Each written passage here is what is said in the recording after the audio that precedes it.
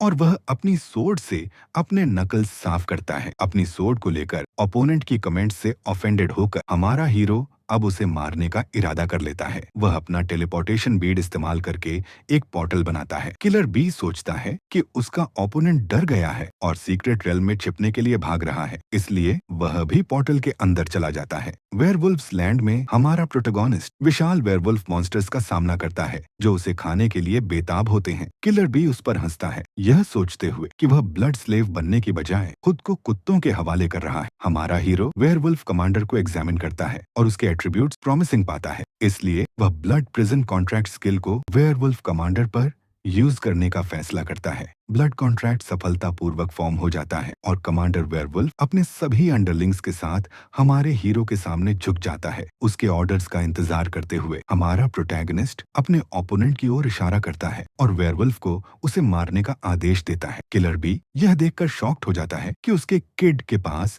उसकी special skill है। Werewolves intruders की ओर चार्ज करते हैं जबकि हमारा हीरो अपने क्रो स्टेट में ट्रांसफॉर्म होकर उड़ जाता है। वेयरवुल्व्स एनिमीज को टुकड़ों में चीर डालते हैं। किलर बी भागने की कोशिश करता है लेकिन ठोकर खाकर गिर जाता है और विशाल वेयरवुल्फ उसके ऊपर खड़ा हो जाता है। किलर बी अपनी जान की भीख मांगता है और अपने सारे ट्रेजर्स एनिमी को देने की पेशकश करता है। हमारा हीरो वेयरवुल्फ के शोल्डर पर उड़कर उतरता है और अपने ओपोनेंट को वही सोट देता है जिसकी उसे चाह थी। आसमान से थंडर बरसने लगता है। किलर बी दर्द से चीखता है और हमारा हीरो पोर्टल से बाहर निकल जाता है। हमारा प्रोटैगोनिस्ट डिस्गाइज मास्क पहनता है और अपना निकनेम बदलकर don't mess with the crows रखता है। घर लौटते वक्त वह जो याया को देखता है जो किसी और रेयर प्रोफेशन अवेकनर को अपने गिल्ड में ज्वाइन करने के लिए कन्विंस कर रही होती है, वह उसे पहले से पहचान लेता है और आसमान से उसका पीछा करने का फैसला करता है। मोलिंग एक रेयर विच जो याया से कहती है कि वह इसके बारे में सोचेगी और बाद में बताए। हमारा हीरो जो याया का पीछा करते हुए एक डार्क एली में पहुंचता है। वह उसे कपड़े बदलते हुए देखता है। जो याया की असैसिन इंस्टिंक्ट उसे महसूस कराती है कि कोई उसे देख रहा, लेकिन जब वह मुड़कर देखती है तो वहाँ कोई नहीं होता। हमारा हीरो शॉक्ड हो जाता जब उसे पता चलता है कि जो याया लेवल 40 असैसिन है। असैसिन्स हाई लेवल मॉन्स्टर्स के खिलाफ टीम बैटल्स का कोर होते हैं, तो फिर उसका एक नॉर्मल रिक्रूटमेंट HR होना थोड़ा अजीब नहीं है। तभी जो याया को मोलिंग का कॉल आता है और वह स्कॉर्पियन गिल्ड ज्वाइन करने के लिए अग्री कर लेती है। दोनों कॉन्ट्रैक्ट साइन करने के लिए मिलने का फैसला करते हैं और याया निकल पड़ती है। हमारा प्रोटैगोनिस्ट असैसिन का पीछा करते हुए योनीमिंग स्पेशलिटी होटल तक पहुंचता है। जो याया मोलिंग की डेड बॉडी के सामने खड़ी होती है। वह रेयर प्रोफेशंस वालों को मारती है क्योंकि अगर हर किसी के पास रेयर प्रोफेशन हो तो वे रेयर नहीं रहेंगी। वह रूम से बाहर निकल जाती है और हमारा हीरो खिड़की से मोलिंग की डेड बॉडी देख लेता है। उसे एहसास होता है कि वह थोड़ा लेट हो गया और यह असैसिन कोई ऑर्डिनरी HR नहीं है। हमारा हीरो समझ जाता है कि अगर उसने उसका ऑफर एक्सेप्ट कर लिया होता तो मरने वाला वही होता। वह घबराकर अपनी सिस्टर को कॉल करता है, डरते हुए कि कहीं उसके साथ कुछ हो न गया हो। उसकी सिस्टर आमतौर पर कॉल्स जल्दी उठाती है, लेकिन इस बार डिले देखकर वह वर्स्ट सोचने लगता है। अपनी सिस्टर को लेकर वरीड होकर वह जो याया का पीछे पीछे पीछा करता है। मीनवाइल शहर के सबसे एफ्लुएंट नेबरहुड में जोजुन और जाओ याया चर्च ऑफ द एंड में प्रार्थना करते हैं। हमारा हीरो दूर से उन्हें स्पाई करता है और समझ जाता है कि वे उसी चर्च के लैकीज हैं। जाओजुन याया से कहता है कि व्हाइट एम्परर सिटी में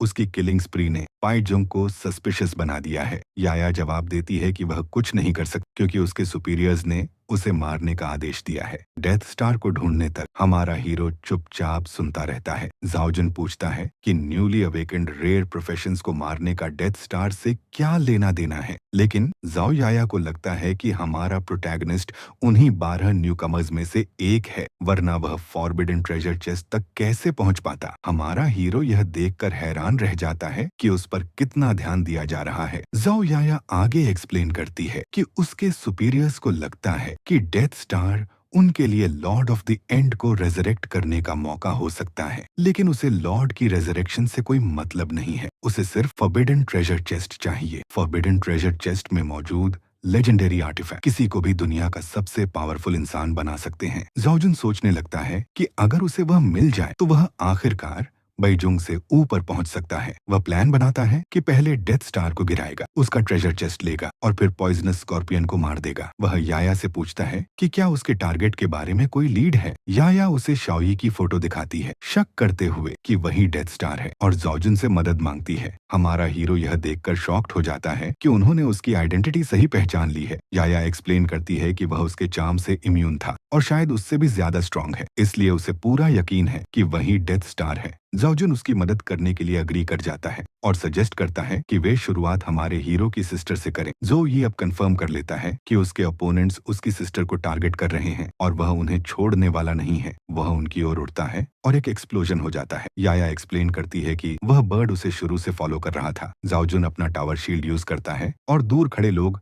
फाइट की आवाज सुन लेते हैं। टावर शील्ड वॉरियर की एक्सक्लूसिव स्किल को शील्ड करता है और आउटसाइड इंटरफेरेंस रोकने के लिए एक आइसोलेटेड बैटल जोन समन करता है। याया रियलाइज करती है कि उसका दोस्त उसके खिलाफ हो गया। जाओजुन उसके सामने खड़ा हो जाता है, जबकि हमारा हीरो दोनों को लड़ते हुए देखता रहता है। लेकिन जो याया कोई वीक असैसिन नहीं है। वह अपनी पॉइजन ड्रैगन ड्रिल यूज करती है, जो 10 मीटर के अंदर मौजूद सभी एनिमीज को स्वीप कर देती है। पॉइजन ड्रैगन पूरे फील्ड को घेर लेता है और हमारा हीरो वहां से हटने की कोशिश करता है। जाओजुन पॉइजनस स्कॉर्पियन को याद दिलाता है कि वह 3 बार अवेकन हो चुका है और उससे 20 लेवल्स आगे है। वह अपना फियरलेस गोल्डन बॉडी यूज करके याया के अटैक से खुद को शील्ड करता है। याया पलटवार करती है। जाओजुन लाइटनिंग ब्लास्ट यूज करके अपनी मूवमेंट स्पीड बढ़ा लेता है। जमीन फट जाती है और याया लीप करके अटैक डॉज कर लेती है। मीनवाइल हमारा हीरो फाइट की कामनेस और डेंजर देखकर अमेज्ड हो जाता है और रियलाइज करता है कि यह एक लेवल 40 असैसिन की ट्रू स्ट्रेंथ है। पॉइजनस स्कॉर्पियन अपने ओपोनेंट की ओर दौड़ती है और जाओजुन अपनी सोर्ड उठाता है। याया उसे याद दिलाती है कि अगर वह स्ट्रांग नहीं होती तो चर्च उसे मीटिंग्स का चार्ज नहीं देती। दोनों एक दूसरे पर लगातार ब्लोज एक्सचेंज करते हैं और अटैक्स ब्लॉक करते हैं। याया लीप लेकर अपने ओपोनेंट पर झपटती है और हमारा हीरो सिचुएशन का फायदा उठाने का फैसला करता है। जैसे ही याया लगभग उसके ओपोनेंट के सिर में स्टैप करने वाली होती है, हमारा प्रोटेगनिस्ट अपने फेदर्स से अटैक करता है। जोजुन सोचता है कि क्रो उसे हेल्प करने आया है, लेकिन उसे याद है कि उसके फैमिली ने कभी क्रोज नहीं पाला। हालांकि नेबरहुड में कई लोग मॉन्स्टर्स रेस करते हैं, इसलिए वह सोचने लगता है कि शायद यह भी कोई पेट हो। जैसे ही फेदर याया को हिट करता है, वह शॉक्ड हो जाती है, यह रियलाइज करके कि वह इमोबिलाइज्ड हो चुकी है। जाओजुन क्रो के इमोबिलाइजेशन इफेक्ट का फायदा उठाता है और अटैक करता है। जब वह हिल नहीं पा रही होती, वह अपनी सोर्ड से याया पर वार करता है, जिससे उसकी आर्मर ड्यूरेबिलिटी 50% तक रिड्यूस हो जाती है। इमोबिलाइजेशन खत्म होती है और याया ऑल आउट अटैक से पलटवार करती है। हमारा हीरो डिसअपॉइंटेड महसूस करता है कि वह सिर्फ एक फेदर हिट कर पाए और रियलाइज करता है कि उसके और लेवल 40 असैसिन के बीच का गैप बहुत बड़ा है। जब जाओजुन थका सा खड़ा होता है, याया उसे चर्च को बिट्रे करने की प्लानिंग के लिए कॉल आउट करती है। यह सोचकर कि क्रो उसकी साइड में है, जाओजुन उसे चुप रहने को कहता है और बताता है कि अगर उसने जाओ फैमिली के बच्चों को थ्रेटन न किया होता तो वह कभी उसके साथ काम करने को अग्री नहीं करता। पॉइजनस स्कॉर्पियन फिर से अपना चार्म यूज करने की कोशिश करती है, लेकिन जाओजुन उसे याद दिलाता है कि उसका स्किल सिर्फ प्लेयर्स पर काम करता है। फिर वह क्रो को कंट्रोल करने की कोशिश करती है। हमारा हीरो उसकी ही ट्रिक उसके खिलाफ यूज करने का फैसला करता है। जैसे ही वह क्रो को ओपोनेंट पर अटैक करने का ऑर्डर देती है, हमारा हीरो अपने फेदर्स रिलीज कर देता है। जाओजुन टावर शील्ड से ब्लॉक करने की कोशिश करता है, लेकिन एक फेदर बचकर निकल जाता है और उसके चेस्ट पर हिट करता है। जाओजुन तुरंत इमोबिलाइज्ड हो जाता है। याया मौका देखकर तेजी से स्ट्राइक करती है और शील्ड की ड्यूरेबिलिटी 30 सेकंड्स तक रिड्यूस कर देती है। तभी हमारे हीरो का एक और फेदर अटैक याया को सरप्राइज कर देता है और जाओजुन फिर याद दिलाता है कि उसका चार्म सिर्फ प्लेयर्स पर काम करता है। फॉरबिडन ट्रेजर चेस्ट के लिए फाइट करते हुए याया अटैक करने के लिए पीछे हटती है। हमारा हीरो उन पर लगातार अटैक करता रहता है ताकि वे सरवाइव न कर सकें। मीनवाइल जाओ हाउस के एंट्रेंस पर बाइजुंग जाओ से कुछ डिस्कस करने आता है। सर्वेंट्स सोचते हैं कि उनका लॉर्ड गार्डन में चिल कर रहा है और गेस्ट से फॉलो करने को कहते हैं। अचानक गार्डन से एक ह्यूज रे ऑफ लाइट निकलती है और सिटी लॉर्ड को सरप्राइज कर देती है। सिर्फ 3 मिनट्स पहले दोनों एनिमीज एक दूसरे को सोर्ड से लॉक किए हुए। जाओजुन ट्रेजर चेस्ट के रिवॉर्ड शेयर करने का सजेशन देता है और याया से कहता है कि वह पहले वेपन नीचे रखे और शील्ड खोले ताकि वह निकल सके। ओपोनेंट्स को लॉक्ड देखकर हमारा हीरो मौका देखता है। वह आगे बढ़ता है, अपने फेदर्स रिलीज करता है और फिर डेथ आई स्किल यूज करता है, जो टारगेट के ब्लड लेवल का 10% रियल डैमेज में ऐड कर देता है। जैसे ही वह फाइट में कदम रखता है, उसके ओपोनेंट्स एक टेरिफाइंग ऑरा महसूस करते हैं और शॉक्ड रह जाते हैं उसे डिस्गाइज मास्क पहने हुए देखकर। जैसे ही हमारा प्रोटैगनिस्ट अपना फाइनल ब्लो करता है, एक जोरदार एक्सप्लोजन होता है और टावर शील्ड पूरी तरह टूट जाता है। हमारा हीरो उस जायंट होल को देखता है जो उसके अटैक से बना है और सोचता है कि क्या उसके ओपोनेंट्स मर चुके हैं। उस होल के अंदर जियाओजुन जख्मी हालत में पड़ा होता है। वो थैंकफुल होता है कि उसके पास एक नेकलेस था जिसने उसकी जान बचा ली। वो सोचता है कि एक सिंगल ब्लो ने लगभग एक लेवल 60 शील्ड वॉरियर को मार ही दिया था। हमारा हीरो अंदाजा लगाता है कि उसका ओपोनेंट कम से कम लेवल 80 या शायद उससे भी ज्यादा पावरफुल है और फिर वो सोचता है कि उसकी फैमिली ने आकर किसे इतना रूथलेस बना दिया। तभी जाओजुन हमारे हीरो को फेमिलियर पाकर सोचता है कि ये सोर्ड्समैन आखिर है कौन। इसी बीच बाइजुंग फाइट को चेक करने के लिए अंदर आता है। वो हेवनली बैरियर कास्ट करता है, एक ऐसी स्किल जो सिर्फ लेवल 100 मैजिशियंस के लिए होती है और जो 100% एट्रीब्यूट्स लॉक कर देती है। हमारा हीरो मुस्कुराता है और फिर वो 10 स्टेप्स, 1 फेटल स्ट्राइक और पूरे 10 टाइम्स कॉम्बो का इस्तेमाल करता है। बैरियर टूट जाता है। बैजियांग शॉक्ड रह जाता है। उसका जबड़ा जमीन पर गिर जाता है। बैजियांग को रियलाइज होता है कि जो बैरियर एक बॉस लेवल अटैक तक रोक सकता था वो इतनी आसानी से टूट गया। वो सोचता है कि आखिर ये इंसान कौन सा वेपन यूज कर रहा है जो मैजिक बैरियर्स से इम्यून है और एक 100% रियल डैमेज देता है। हमारा हीरो फिर सिटी लॉर्ड को कॉल करता है और उसे चर्च ऑफ द एंड के मेंबर्स को बचाने की कोशिश करने वाला कल्टिस्ट कहता है। बाइजिंग सरप्राइज्ड रह जाता है। जाओजुन खुद को डिफेंड करने की कोशिश करता है और कहता है कि वो सिटी लॉर्ड के लिए 100% फेटफुल है। तभी हमारा प्रोटैगनिस्ट याया की तरफ इशारा करता है जो चुपके से भागने की कोशिश कर रही थी। वो सिटी लॉर्ड को बताता है कि यही पॉइजनस स्कॉर्पियन जिसने रेयर प्रोफेशंस वाले 3 लोगों को मारा था। सिटी लॉर्ड जाओजुन से पूछता है कि पॉइजनस स्कॉर्पियन उसके घर में क्यों है। जाओजुन तुरंत घुटनों पर गिर जाता है और फॉरगिवनेस की भीख मांगता है। वो मानता है कि वो ग्रीडी हो गया था और उसे पता नहीं था कि पॉइजनस स्कॉर्पियन एक कल्टिस्ट है जो किलिंग स्प्री पर थी। बैजियांग अब जाओ याया से एक्सप्लेन करने को कहता है। याया ओपनली एडमिट करती है कि उसने अवेकेंड रेयर प्रोफेशंस को मारा है। कन्फेस करने के बाद वो अपना वॉइड सील इफेक्ट यूज करती है जो उसे सेफ एरिया में छोड़े गए मार्ग तक टेलीपोर्ट कर देता है। बैजियांग उसे रोकने की कोशिश करता है लेकिन तब तक वो टेलीपोर्ट हो चुकी होती है। जैसे ही वो मुड़ता है वो देखता है कि हमारा हीरो भी गायब हो चुका है। उधर याया सोचती है कि आखिर क्रो और सोर्ड्समैन उससे इतनी नफरत क्यों करते हैं। वो अपनी बैड लक को कर्स करती है और अचानक एक शैडो देखती है। वो पलटती है और शॉक्ड रह जाती है। क्रो उसे पहले ही ढूंढ चुका होता है। हमारा हीरो उसे बताता है कि उसे बस उड़कर ऊपर जाना था ताकि वो उसे देख सके। याया सोचती है कि क्रो और सोर्ड्समैन एक टीम है। वो पूछती है कि वो उसका पीछा क्यों कर रहा है। हीरो कहता है कि वो बस इसलिए अटैक कर रहा है क्योंकि उसने उसे ऑफेंड किया था। घर पर सिंगयू डाइनिंग टेबल पर बैठी सोच रही होती है कि उसका भाई कहाँ है। उसे लगता है कि शायद वो अपनी गर्लफ्रेंड के साथ होटल में रुक गया। तभी दरवाजे पर नॉक होती है। जैसे ही वो डोर खोलती है हमारा हीरो अंदर कूदता है और अपनी बहन को जोर से हग करता है। बाद में जाओ ये एक सपना देखता है जहाँ उसे अपनी बहन और चिंगयू में से किसी एक को चुनना पड़ता है। वो जैसे ही उनकी तरफ हाथ बढ़ाता है वो अचानक जाग जाता है। वो पाता है कि वो अपनी सिस्टर की फ्रेंड के साथ सो रहा है। शियाओई गुस्से में चिल्लाती है और उस पर एडवांटेज लेने का आरोप लगाती है। तभी शिंगयू कमरे में आती है ताकि उन्हें लंच के लिए बुला सके। दोनों को साथ देखकर उसे लगता है कि वो अच्छे से मिल रहे हैं जबकि असल में वो लड़ रहे होते हैं। लंच के दौरान चाओयू पूछती है कि कल रात वो क्या कर रहा था क्योंकि उसकी बहन वरीड थी। हीरो जवाब देने के बजाय अपनी बहन से पूछता है कि वो क्या कर रही थी कि वो उसके कॉल्स और टेक्स्ट्स का जवाब नहीं दे पाई। दोनों लड़कियां ब्लश करने लगती हैं और टॉपिक बदलने की कोशिश करती हैं लेकिन हीरो बार बार पूछता रहता है। आखिरकार चाओयू बताती है कि प्रेसिडेंट और वाइस प्रेसिडेंट होने के नाते वो टैक्टिक्स डिस्कस कर रही थी। हीरो हंसता है और पूछता है कि ऐसा कौन सा हाई लेवल सीक्रेट रेल्म है जिसके लिए रात भर डिस्कशन करनी पड़ी। सिंगयू और शाओयू जवाब देती हैं शैडो ऑफ द ब्लैक सन। ये एक सीक्रेट रेल्म है जो एक नॉर्मल सीक्रेट रेल्म से 5 टाइम्स बड़ा है। ये सुपर हेवी पावरफुल कॉर्प्सेस से भरा है और इसमें एक कॉर्प्स किंग भी है जिसका ब्लड वॉल्यूम बेहद ज्यादा है। हालांकि सीक्रेट रेल सिर्फ लेवल 45 का है फिर भी कई गिल्ड्स पहले ही फेल हो चुकी हैं। चाओयू एक्सप्लेन करती है कि सर्वाइवर्स और रिवॉर्ड्स को देखकर उसे शक है कि असली बॉस कॉर्प्स किंग से कोई और। हिडन बॉस और अनएक्वायर्ड रिवॉर्ड सुनकर हमारा हीरो एक्साइटेड हो जाता है लेकिन उसकी बहन कहती है कि वो साथ नहीं जा सकता क्योंकि ये बहुत डेंजरस है। चिंगयू उसके सिर पर हाथ रखती है और कहती है कि वो उसके लिए रिवॉर्ड्स ले आएगी। चाओयू गुस्से में चिल्लाती है और याद दिलाती है कि प्रेसिडेंट वो है। इधर हीरो सीक्रेट रेल्म के बारे में सोचता रहता है और डिसाइड करता है कि उसे खुद जाकर देखना होगा। उधर जाओजुन के ऑफिस में स्कॉर्पियो उसे बताता है कि पॉइजनस स्कॉर्पियन मर चुकी है और अब वो उसका नया कॉन्टैक्ट होगा। जाओजुन ये खबर सुनकर पूरी तरह शॉक हो जाता है। वो स्कॉर्पियो से कहता है कि जब पॉइजनस स्कॉर्पियन उसे छोड़कर गई थी तब वो बिल्कुल ठीक थी। स्कॉर्पियो जवाब देता है कि किलर बेहद पावरफुल था जो 100% ट्रू डैमेज दे सकता है। एक ही ब्लो में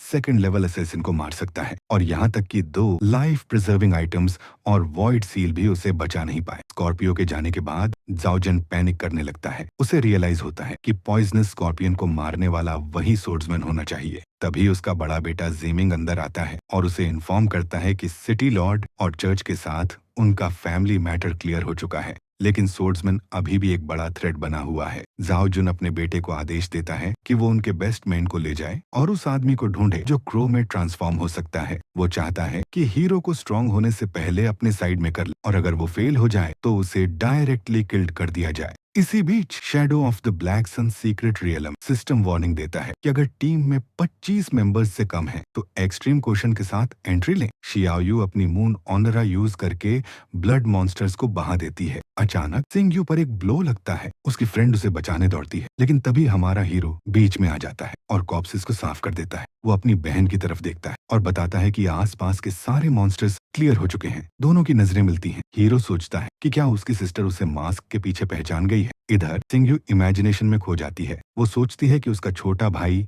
उस हीरो के अंडर काम कर रहा है और सेवियर से उसे डिसाइपल बनाने की रिक्वेस्ट कर रहा है। सिंगयू हंसने लगती है। तभी शाओयू आकर उसे वहां से खींच ले जाती है। शाओयू को लगता है कि सिंगयू उस आदमी को कुछ अलग नजर से देख रही है। अचानक हमारे हीरो को 1 मिलियन गोल्ड कॉइन्स मिलते हैं। वो शॉक्ड रह जाता है। उसे लगता है कि गिल्ड में काम करके इतना पैसा कमाना इम्पॉसिबल है। जैसे ही हीरो आगे बढ़ता है, सिंगयू रियलाइज करती है कि जो आदमी उसे बचा रहा है वो उसके भाई जैसा दिखता है। जैसे जैसे मॉन्स्टर्स बढ़ते हैं, हीरो अपनी बहन को शील्ड करता है। वो डेथ आई को 10 स्टेप टेक्निक के साथ कंबाइन करता है और पूरा फील्ड इंस्टेंटली क्लियर हो जाता है। शाओयू उसे थैंक्स कहती है और बताती है कि ये पैसे बस ग्रेटिट्यूड के तौर पर हैं। हीरो कहता है कि ये बहुत ज्यादा है, लेकिन फिर भी एक्सेप्ट कर लेता है। दोनों लड़कियां दूसरी एरिया की तरफ रश कर जाती हैं। सिंगयू को चिंता होती है कि उसने बेनिफैक्टर का नाम तक नहीं पूछा। शाओयू कहती है कि वो बस एक थीफ था जिसे उसने हायर किया था। लड़कियों के जाने के बाद हीरो डिसाइड करता है कि वो रियल्म के बाकी एरियाज भी चेक करेगा। इधर एरिया बी में मिंग का ग्रुप मॉन्स्टर्स से घिर जाता है। सब उसे बचाने की कोशिश करते हैं और बताते हैं कि जिस थीफ को उन्होंने हायर किया था वो मर चुका है। डेंजर देखकर वो सजेस्ट करते हैं कि वापस जाकर किसी और थीफ को रिक्रूट किया जाए, लेकिन मिंग मना कर देता है। उसे डर है कि starlight guild secret realm pearl हासिल कर लेगी और ज़ो फैमिली के लिए प्रॉब्लम बन जाएगी। उसके टीममेट्स मानते हैं कि इस रेल्म में अकेले कोई थीफ नहीं आएगा। मिंग सजेस्ट करता है कि दूसरी गिल्ड्स के थीव्स को लूट कर लिया जाए और अगर पैसे से बात न बने तो उनके टीममेट्स को मारकर फोर्स किया जाए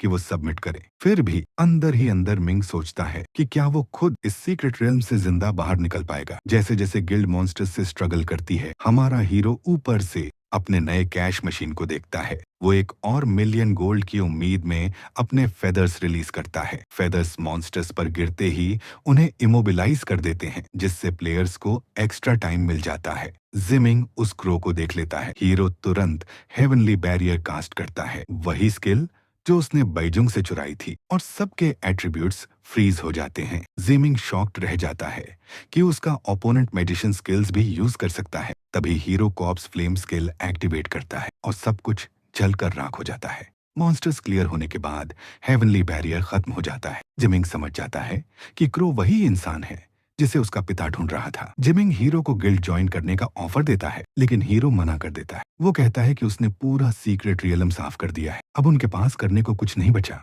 जिमिंग नेगोशिएशन की कोशिश करता है और 2 लाख गोल्ड कॉइन्स ऑफर करता है। हीरो प्राइस पसंद नहीं करता और उड़कर चला जाता है। जिमिंग उसका नाम और कॉन्टेक्ट पूछता है, लेकिन क्रो बिना रुके आगे बढ़ जाता है। जैसे ही हीरो उड़ता है, उसका मोयो रिंग जलने लगता है। वो ऊपर देखता है और आसमान से एक विशाल हाथ उसकी तरफ गिरता है, जो उसे बाल बाल मिस करता है। पहले उसे लगता है कि ये कोई स्किल है, लेकिन फिर वो ब्लैक मून ऑरा महसूस करता है। एक एनर्जी फील्ड बनता है जो ब्लैक मून क्लैन के बारे में बात करता है और शैडो ऑफ द ब्लैक सन को डिस्टर्ब करने की वार्निंग देता है। सिस्टम हीरो को नोटिफाई करता है कि हिडन बॉस को अवेकन करने के लिए उसे मोयुए रिंग की जरूरत। हीरो शॉक्ड रह जाता है जब उसे पता चलता है कि उसकी रिंग ही की है। तभी क्वीन ऑफ द ब्लैक सन सिटिया आसमान से उतरती है। सिस्टम उसकी स्टैट्स रिवील करता है। लाइफ और डैमेज पावर 600,000 प्लस उसके पास है। Immortal flame, black crown, falling sun skills और एक स्प्लिटिंग सोर्ड उसका स्पेशल वेपन है। सिटिया सब कुछ डिस्ट्रॉय करने की धमकी देती है। हीरो को यकीन नहीं होता कि जो रिंग उसने कैट डीमन से चुराई वो असल में ब्लैक मून क्लैन की बिलोंगिंग थी।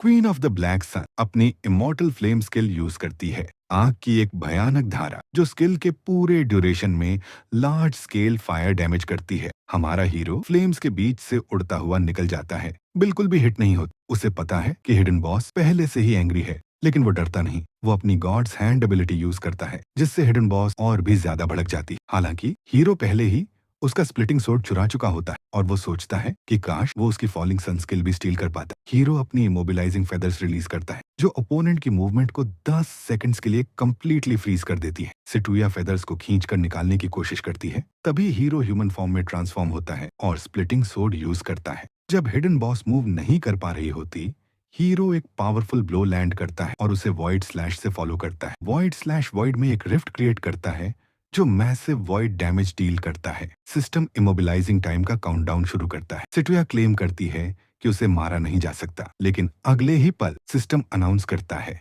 Congratulations, shadow of the black sun has been cleared. Hero level 40 तक लेवल अप करता है और professional skill soul lock unlock करता है। हीरो नीचे उतरता है और उसे अजीब लगता है कि गेम क्लियर करने के बाद भी कोई रिवॉर्ड नहीं मिला। तभी सिटुया उसे बताती है कि गेम पास करने के लिए उसे रिंग देनी पड़ेगी। हीरो शॉक्ड रह जाता है कि वो अभी भी जिंदा है। उसे अजीब लगता है कि बॉस अब डील करना चाहती है। सिटुया एक्सप्लेन करती है कि सीक्रेट रियल्म की leader queen of the black sun defeat हो चुकी है और अब वो सिर्फ सिटुआ है। सिटुआ कहती है कि डॉन प्रोटेक्शन के अंदर हीरो उसे किल नहीं कर सकता। वो वार्निंग देती है कि अगर रिंग नहीं दी तो ट्रबल में पड़ जाएगा। हीरो सोचता है कि रिंग देने के बाद क्या वो सेफ रहेगा। वो सिटुआ को थ्रेट करने के लिए कॉन्फ्रंट करता है और सिटुआ एडमिट करती है कि हाँ, वो उसे थ्रेटन कर रही है। तभी हीरो अपनी न्यूली अनलॉक्ड स्किन टेस्ट करने के लिए अपनी चेन्स निकालता है। सिटुआ शॉक हो जाती है। हीरो चेन्स रिलीज करता है और हिडन बॉस को रिस्ट्रेन कर लेता है। सोल लॉक स्किल एक्टिवेट होती है। ये स्किल